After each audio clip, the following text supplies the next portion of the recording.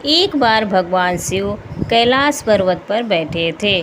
माता पार्वती भगवान शिव के पास पहुंच जाती हैं और हाथ जोड़कर प्रार्थना करती हैं कि हे प्रभु, मेरे 2 प्रश्न हैं। आप इन दोनों प्रश्नों के उत्तर देकर मेरे मन को पूरी तरह से संतुष्ट करने की कृपा करें।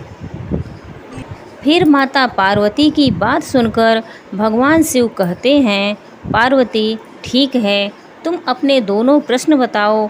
मैं तुम्हें तुम्हारे दोनों प्रश्नों के उत्तर देकर तुमको संतुष्ट करने का पूरा प्रयास करूँगा। तो माता पार्वती कहती हैं, प्रभु मेरा पहला प्रश्न है, मंगलसूत्र में कौन से मोती पहनने से वैवाहिक जीवन दुखद एवं पति रोगग्रस्त हो जाता है। मेरा दूसरा प्रश्न है, इंसान अपनी किस्मत को कैसे बदल सकता है। भगवान शिव कहते हैं, पार्वती तुम्हारे दोनों ही प्रश्न बहुत ही महत्वपूर्ण हैं। इन दोनों प्रश्नों के उत्तर बड़े ही ध्यान से सुनने पर किसी भी स्त्री का वैवाहिक जीवन सुखद हो जाता है और एक दुखी इंसान अपने जीवन के सारे दुखों को दूर कर सकता है। भगवान शिव कहते हैं, पार्वती तुम्हारे दोनों प्रश्नों के उत्तर मैं एक कहानी के माध्यम से दूंगा ताकि तुम अपने दोनों प्रश्नों के उत्तर ठीक तरह से समझ सको।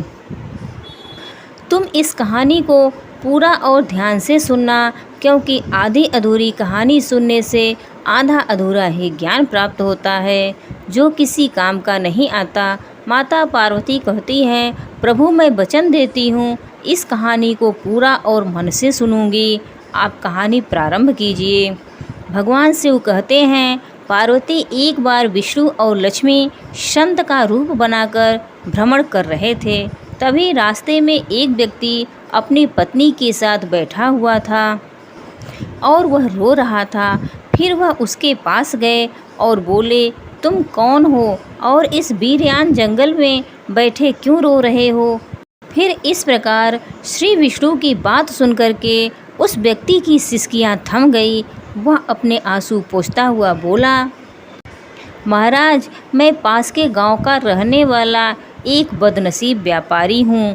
जो भी काम करता हूँ वह बिगड़ जाता है। इसी चक्कर में आकर मैंने अपने पत्नी के गहने गंवा दिए। मैंने अपने परिवार को भी खो दिया और अब मेरा घर भी गिरवी पड़ा है। मुझे तो लगता है कि मैं किसी काम का नहीं रहा, मेरी किस्मत ही खराब है। भगवान शिव कहते हैं, पार्वती इस प्रकार उस व्यक्ति की बात सुनकर विष्णु कहते हैं, तुमसे किसने कहा कि तुम्हारी किस्मत खराब है।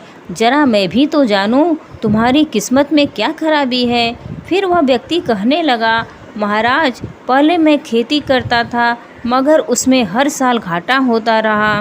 कभी सूखा पड़ जाता तो कभी ज़्यादा बारिश होने के कारण फसल बर्बाद हो जाती थी।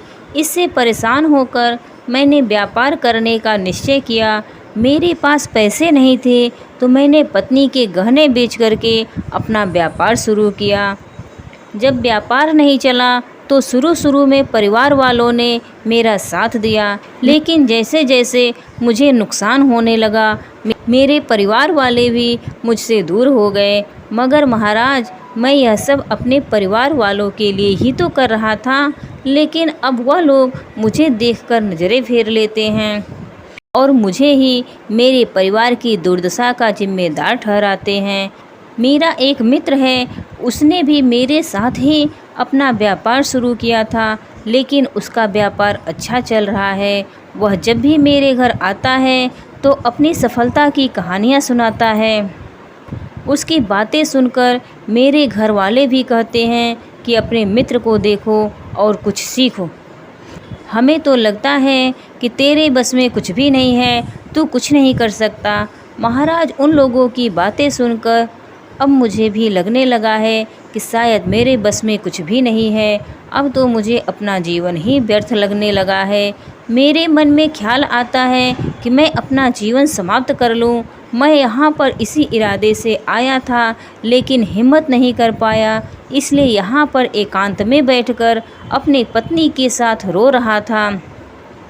भगवान शिव कहते हैं, पार्वती इस प्रकार उस व्यक्ति की बात सुनकर विष्णु कहते हैं, जो यह बात है, क्या तुम इसके अलावा और कुछ भी कहना चाहते हो? महाराज, एक तो मेरा काम खराब हो जाता है और दूसरा मेरा मित्र मुझे हर समय मुझे नीचा दिखाने का प्रयत्न करता रहता है। मुझे समझ ही नहीं आता कि मैं क्या करूं और क्या न करूं। किंतु विष्णु कहने लगे, क्या तुम अपने मित्र की बातें सुनकर के वास्तव में दुखी हो जाते हो? हाँ महाराज, मैं अपने मित्र की बातें सुनकर बहुत दुखी हो जाता हूँ। तो विष्णु कहने लगे, तुम्हें किस बात का दुख होता है, अपने असफल होने का या फिर मित्र के सफल होने का? अब वह व्यक्ति फिर एक पल सोचता है और उत्तर देता है, महाराज, अगर मैं सच कहूँ तो मुझे अपने असफल होने का उतना दुख नहीं होता जितना कि मित्र के सफल होने का होता है। भगवान विष्णु कहते हैं, यदि तुम्हारा मित्र असफल हो जाए तो क्या तुम्हें खुशी होगी? तो वह व्यक्ति कहने लगा, हाँ महाराज, मुझे बहुत खुशी होगी। फिर विष्णु कहते हैं, इसका मतलब यह है कि तुम्हारी खुशी तुम्हारे मित्र पर निर्भर है। अगर वह चाहे तो तुम्हें खुश कर सकता है और अगर वह चाहे तो तुम्हें दुखी कर सकता है। तुम स्वयं से ना तो खुश हो सकते हो और ना ही दुखी हो सकते हो, अर्थात तुम अपने मित्र के पूरी तरह से गुलाम हो गए हो। इसलिए मुझे लगता है कि तुम्हारा कुछ भी नहीं हो सकता। भगवान शिव कहते हैं, पार्वती, जब विष्णु ने थोड़ी नाराज़गी दिखाई और वहाँ से आगे बढ़ने का प्रयास किया तो वह व्यक्ति हाथ जोड़कर कहने लगा, महाराज, आप मुझे छोड़कर मत जाइए। आपकी बातें सुनकर के मुझे कुछ आशा बन रही है। फिर विष्णु कहते हैं, यदि तुम मेरी बात मानने को तैयार हो तो मैं तुम्हें बताने को तैयार हूँ। हमेशा ध्यान रखना, जब हम किसी से आशा बांध लेते हैं तो उस पर निर्भर हो जाते हैं। ऐसे में हमारी खुशी और दुख भी उस पर निर्भर करने लगता है। इससे बेहतर है कि तुम अपने आप से आशा रखो। जब तुम ऐसा करोगे और साथ ही पूरे जतन से काम करोगे तो तुम्हें सफलता अवश्य प्राप्त होगी। भगवान शिव कहते हैं, पार्वती, इस प्रकार विष्णु ने अपनी बात आगे बढ़ाई और कहा कि तुम्हें लगता है कि तुम्हारा मित्र तुम्हें दुखी करने आता है, पर अगर तुम उसकी बातों पर विचार करो तो वह बातें सही कहता है। तुम्हें अपने मित्र की बातें खराब लग सकती हैं, मगर मेरी नज़र में तुम्हारे मित्र की बातें बिल्कुल भी खराब नहीं हैं। वह अपने संघर्ष और अनुभव की बातें तुम्हें बताता है। तुम अपने मित्र की बातों को ध्यान से सुनकर उन बातों को अपने जीवन में उतार कर बहुत कुछ सीख सकते हो। तुम्हें उसके लिए उसे धन्यवाद करना चाहिए कि तुम्हें घर बैठे कुछ अनुभव मिल रहे हैं, क्योंकि तुम्हारा मित्र तुम्हें अपनी सफलता की कहानी सुनाता है और वह कैसे सफल हुआ। तुम उसके अनुभव का लाभ उठाओ और एक नई शुरुआत करो। कर्म करते जाओ, हार मत मानो। एक दिन तुम्हें सफलता अवश्य मिलेगी। आज तुम जिसे अपना बुरा वक्त या बुरी किस्मत कह रहे हो, एक दिन यह बदल जाएगी और इसी के साथ तुम्हारे विचार भी बदल जाएंगे। और देखना, जब तुम्हारा अच्छा वक्त शुरू होगा तब तुम्हारा मित्र भी सफलताओं की कहानी नहीं सुनाएगा। तब वह तुम्हें अपनी असफलताओं की बातें बताएगा ताकि तुम उसकी बातें सुनकर भ्रमित हो जाओ और तुम्हारा आत्मविश्वास हिल जाए और तुम गलत निर्णय ले सको। लेकिन उस समय भी तुम्हें अपनी बुद्धि का प्रयोग करना होगा। तुम्हारा मित्र जैसे आज तुम्हें दुखी करने आता है, इसी तरह उस समय भी तुम्हें दुखी करने आएगा, क्योंकि जिस तरह उसे दुखी देखकर तुम्हें मज़ा आता है, उसी तरह भी तुम्हें दुखी देखने में उतना ही मज़ा आता है।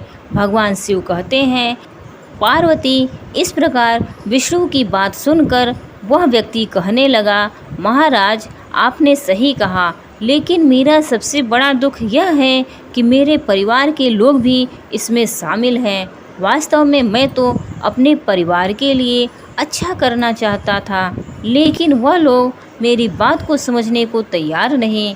वह तो मुझे गलत कहते हैं और अब तो बात इतनी बढ़ गई है कि मेरा साथ भी छोड़ दिया है। भगवान शिव कहते हैं, पार्वती, विष्णु कहने लगे, मैं तुम्हारी बात समझ गया, तुम सांत्वना चाहते हो।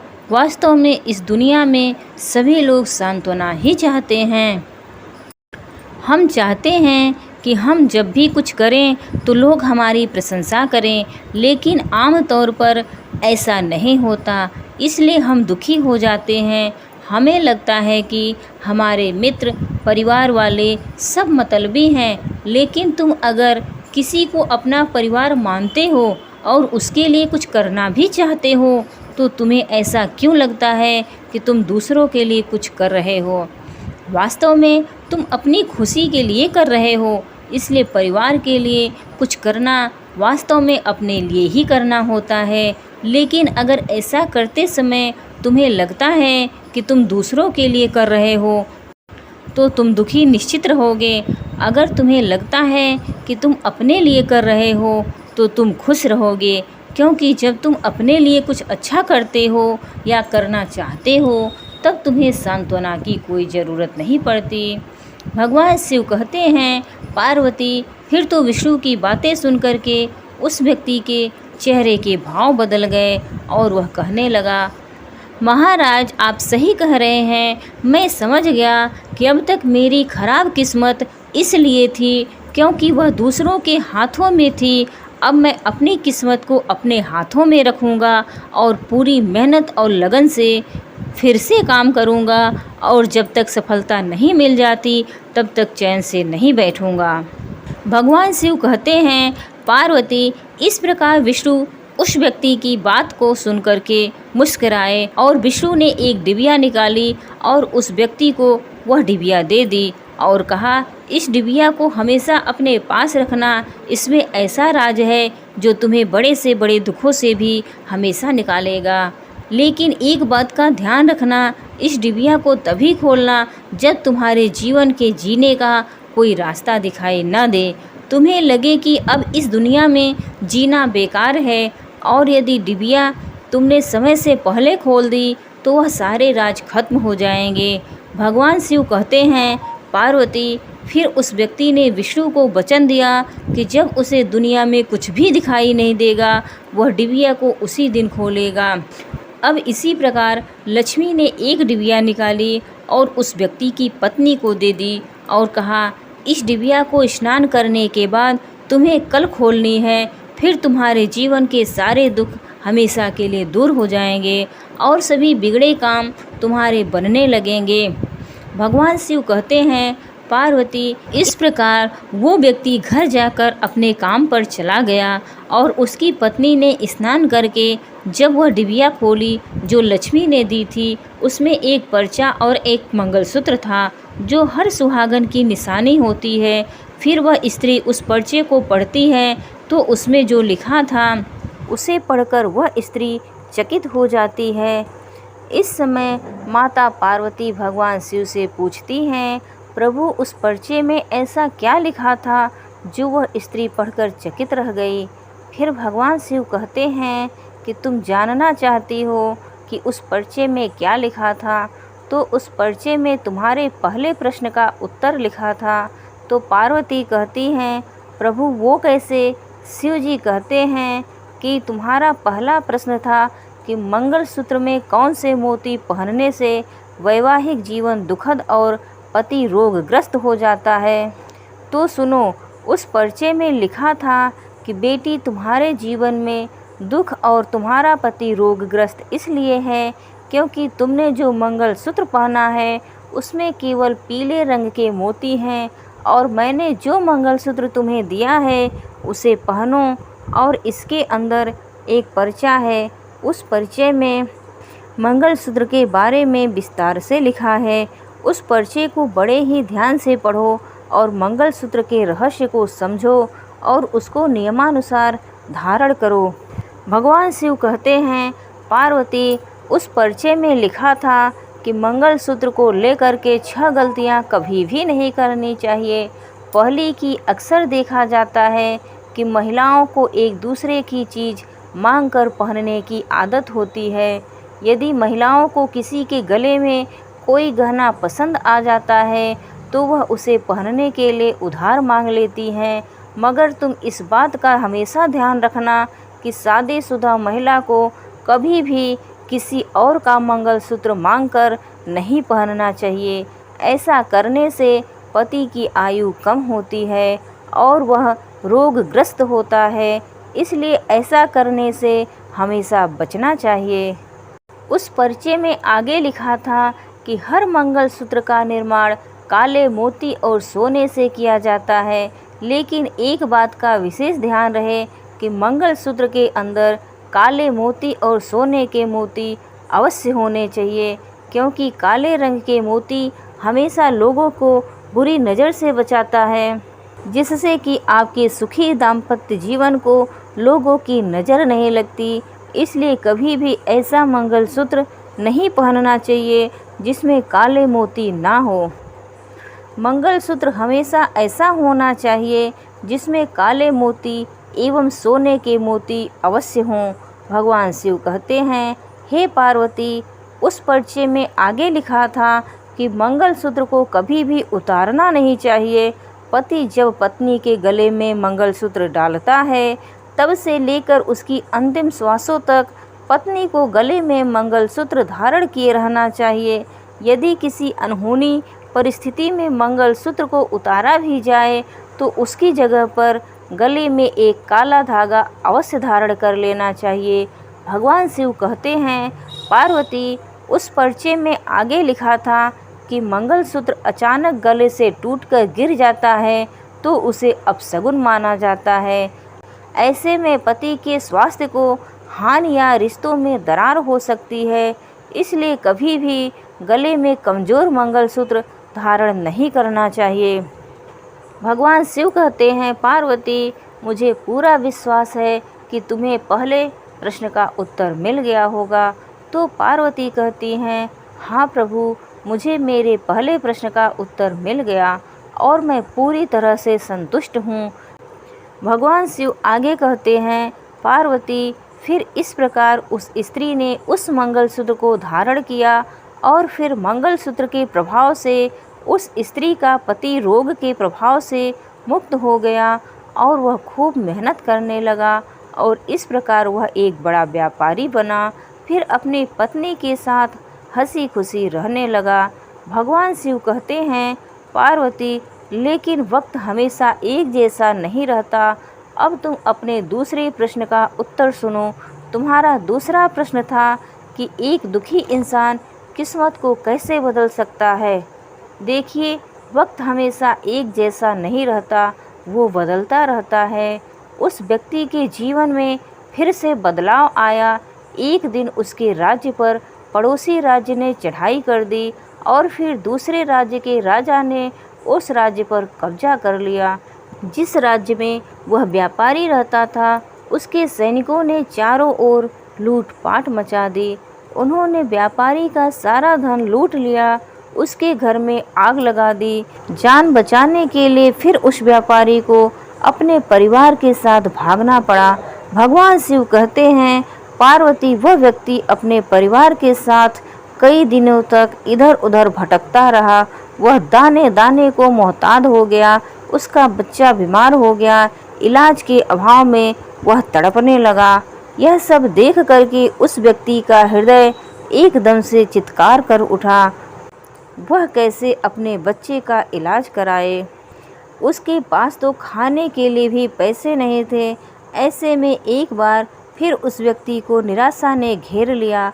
उसे लगने लगा कि उसका जीवन व्यर्थ है, सारी दुनिया व्यर्थ है, किसी भी बात का कोई मतलब नहीं है। भले ही आप जीवन में कितना भी कुछ कर लें, कितनी भी सफलता हासिल कर लें, अंत में जीवन समाप्त ही होता है।